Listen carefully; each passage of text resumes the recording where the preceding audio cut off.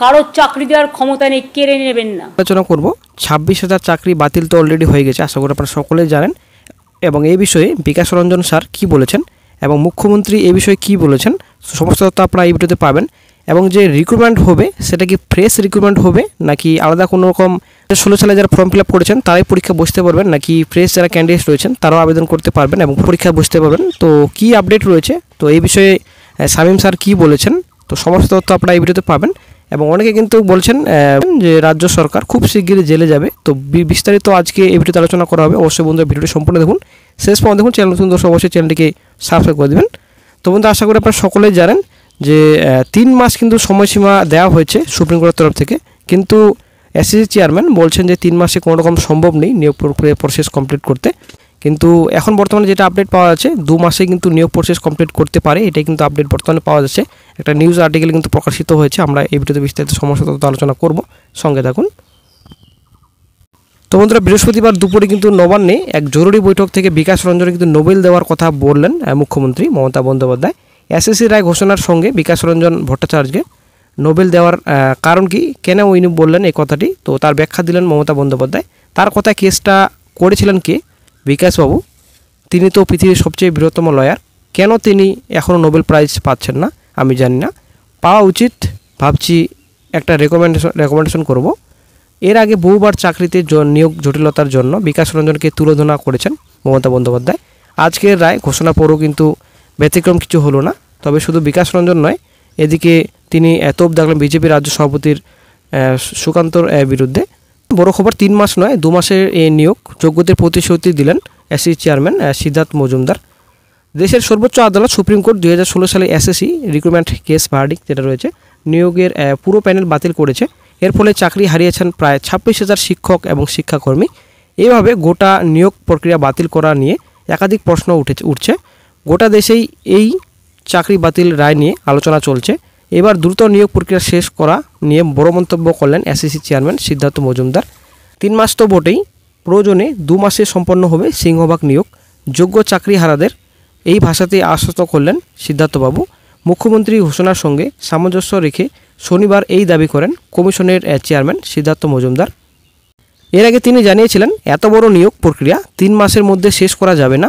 এই বিষয়টি নিয়ে তিনি এবার বললেন 3 মাসের মধ্যে মেধা তালিকা প্রকাশ এবং নিয়োগ প্রক্রিয়া শুরু তো হবেই, এমনকি 2 মাসের মধ্যে সেই কাজ শেষ করার চেষ্টা হবে। নিজের বক্তব্যের ব্যাখ্যা করতে গিয়ে সিদ্ধার্থবাবু বলেন, শুক্রবার সাংবাদিক বৈঠকে তার একটি মন্তব্য নিয়ে প্রকাশিত খবরে কিছু বিভ্রান্তি তৈরি করা হয়েছে। তিনি জানিয়েছেন 3 মাসের মধ্যে এই নিয়োগ সম্পন্ন হওয়া সম্ভব নয়। শনিবার তার ব্যাখ্যা দিয়ে সিদ্ধার্থবাবু বলেন, এই নিয়োগ প্যানেলের বৈধতা থাকে 1 বছর, তাই ততদিন পর্যন্ত নিয়োগ পুরোপুরি সমাপ্ত বলে দাবি করা যায় না। এক সাংবাদিকের প্রশ্নের উত্তরে এই ব্যাখ্যাই দিয়েছিলাম। যদিও সিংহভাগ নিয়োগ 3 মাস এমনকি 2 মাসের মধ্যে শেষ করার প্রস্তুতি নিচ্ছেন তারা। এসএসসি এবং আদালতের বিচারে সরাসরি অযোগ্যদের বাদ দিলেই চলবে এই নিয়োগ প্রক্রিয়া। সুপ্রিম কোর্টের রায় মেনে নিয়োগ প্রক্রিয়া শুরু করবার পদক্ষেপ গ্রহণ করবার জন্য আমাদের সরকার থেকে আমরা চিঠি পেয়েছি এবং অবশ্যই সেটা আমাদের কাজটা দ্রুততার সঙ্গেই করতে হবে। করে বুঝতে পারলেন 2 মাসের মধ্যে নিয়োগ প্রক্রিয়া সম্পন্ন করার একটা চেষ্টা চালাবে, এরকম কিন্তু এসএসসি চেয়ারম্যান বললেন। তবে দেখা যাক কী গুরুত্বপূর্ণ আপডেট পাওয়া যায়। এবং এই বিষয়ে শামীম স্যার কিন্তু বললেন যে ফ্রেশ যারা ক্যান্ডিডেটস রয়েছেন, ফ্রেশ ক্যান্ডিডেটরা সবাই আবেদন করতে পারবেন। এমনকি আপনাদের 2016 সালে যারা আবেদন করেছিলেন তারাও যেমন আবেদন করতে পারবেন, ফ্রেশ যারা ক্যান্ডিডেট রয়েছেন তারাও আবেদন করতে পারবেন, এটা কিন্তু শামীম স্যার বললেন। তবে সেটা কিন্তু এখনও ক্লিয়ার নেই কারা আবেদন করতে পারবেন। তবে এসএসসি নতুনভাবে নির্দেশিকা কিন্তু খুব শীঘ্রই জারি করবে, অফিসিয়াল সাইটে খুব শীঘ্রই প্রকাশিত করবে। যদিও এখনও পর্যন্ত কোনো রকম কিন্তু অফিসিয়াল সাইটে কোনো রকম প্রকাশিত করেনি, তবে দেখা যাক খুব শীঘ্রই আশা করা যায় বিজ্ঞপ্তি প্রকাশিত হবে অফিসিয়াল সাইটে। তবে বন্ধুরা সিলেকশন মানে একেবারেই ফ্রেশ সিলেকশন, এখানে কিন্তু শুধুমাত্র 2016 সালেরই যে রেস্ট্রিক্টেড করে দিয়েছেন তা কিন্তু নয়। ফ্রেশ সিলেকশন মানে ফ্রেশ সিলেকশন, সকলেই বুঝতে পারবেন। রাজ্য সরকার কিন্তু হয়তো অনেক কিছু আরও ভাবছেন, যে হয়তো রিভিউ পিটিশন দাখিল করতে পারে, এটা কিন্তু হয়তো উনি ভাবছেন। হয়তো আরও কি উনি ভাবছেন সেটা আশা করি আমরা সকলেই জানি। এবং হয়তো উনি ইন্টারন্যাশনাল কোর্টে যেতে পারেন, ওনার ব্যাপার এখন। ঠিক আছে, 26,000 চাকরি যেহেতু এখন বাতিল করেছে, আশা করি আপনারা সকলে জানেন। Bikash Ranjan sir, Firdous Saim sir, Bikram sir এবং যিনি রায় দিয়েছেন অনারেবল জাস্টিস সিজিআই, আশা করি জানেন সঞ্জীব খান্না স্যার।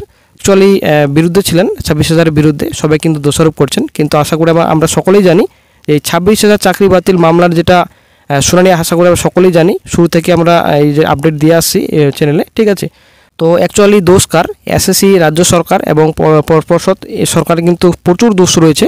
কোর্টের তরফ থেকে বলা হয়েছিল এবং প্রচুর সুযোগ দেওয়া হয়েছিল, সবসময় সুযোগ দেওয়া হয়েছিল যেন সম্পূর্ণ ভালোভাবে রিপোর্ট যেন পেশ করে কোর্টে, সেটা কিন্তু অনেকবার সুযোগ দেওয়া হয়েছিল। কিন্তু রাজ্য সরকার, এসএসসি, পর্ষদ কোনো কিন্তু সঠিকভাবে কোনো রকম রিপোর্ট পেশ করতে পারেনি। তার জন্য কিন্তু আজকে এই 26,000 চাকরি বাতিল হলো, ঠিক আছে।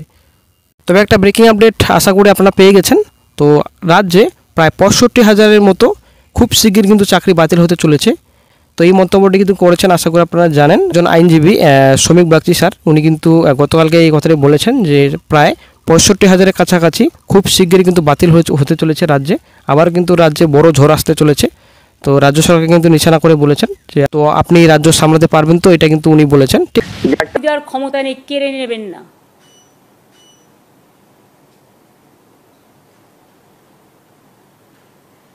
জাজমেন্ট যেমন বিরুদ্ধে গেছে, জাজমেন্ট আবার দুটো পথও আমাদের দিয়েছে।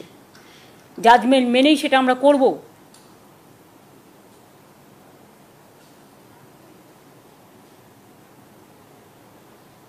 কিন্তু সাথে সাথে একথাও বলবো, আমরাও